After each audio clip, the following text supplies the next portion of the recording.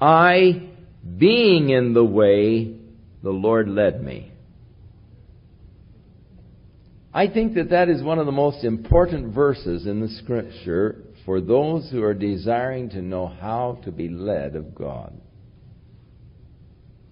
I, being in the way, the Lord led me.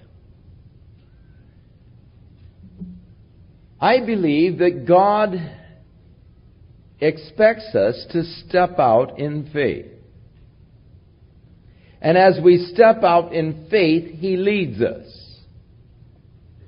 I think that many times we make a mistake by just lying back and saying, now Lord, lead my life.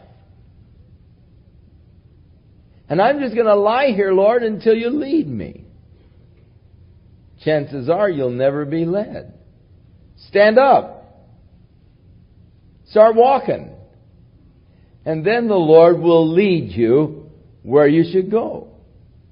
Too many people take a very passive attitude towards the leading of the Lord. Well, Lord, I'm available. Here I am. You can just lead me, Lord, wherever. But you have a very passive attitude towards God leading your life.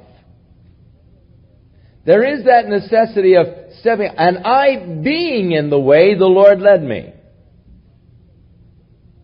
Now, had he stayed back in Beersheba and just prayed for months, Lord, now you lead me to the one.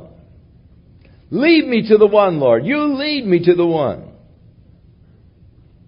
How could the Lord have ever led him to Rebekah as long as he was in Beersheba?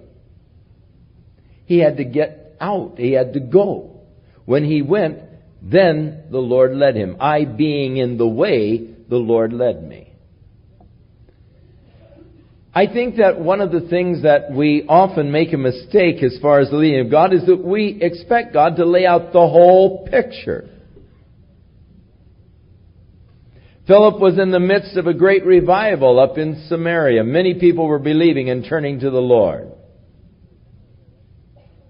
And the Lord said, Philip, get down to the desert, to Gaza, the desert area there. Now, the Lord would say that to half of you. You'd say, well, Lord, why do you want me to go down there? Are you sure, Lord, that that's where you want me to go? What do you want me to do, Lord? What do you got in mind for me down there?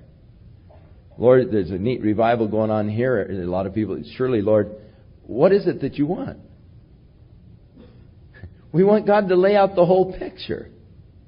But God doesn't always lay out the whole picture to us. Many times He just gives us one step at a time. And you're not going to get step number 2 until you've taken step number 1. Why should you? Why should God give you the second step if you haven't followed the first step?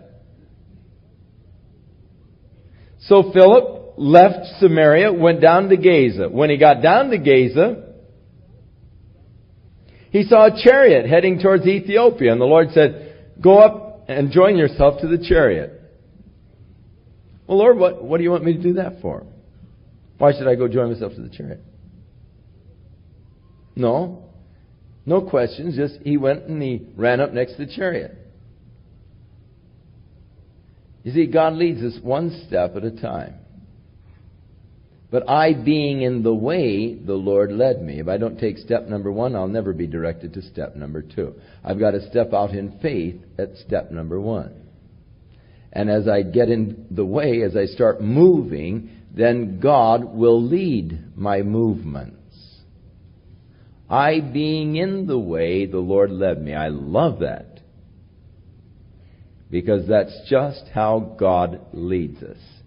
When we have stepped out in faith, following the directions of the Lord, then God will lead us in the next steps that we should take. I, being in the way, the Lord led me. To the house of my master's